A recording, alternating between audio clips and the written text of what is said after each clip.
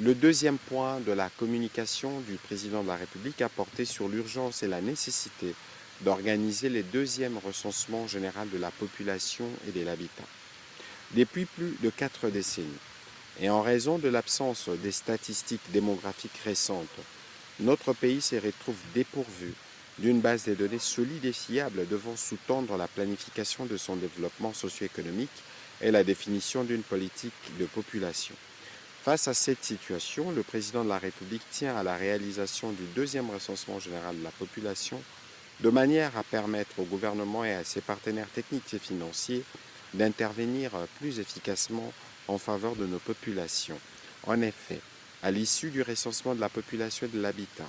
notre pays sera en mesure de mettre en place les politiques socio-économiques et démographiques nécessaires pour la conduite des affaires nationales à moyen et long terme visant une répartition équitable de la richesse, des services publics et des postes représentatifs dans tout le pays. À cet effet, la ministre d'État, ministre du Plan, le ministre d'État, ministre du Budget, les ministres des Finances sous la coordination du Premier ministre ont été chargés de prendre toutes les dispositions nécessaires pour la réalisation dès cette année des travaux de la cartographie mutualisée, gage du succès de toutes les opérations de collecte de données socio-économiques et démographiques en cours de préparation dans notre pays. Il s'agit des opérations telles que les recensements général de la population et de l'habitat, du recensement général de l'agriculture et l'identification de la population, entre autres.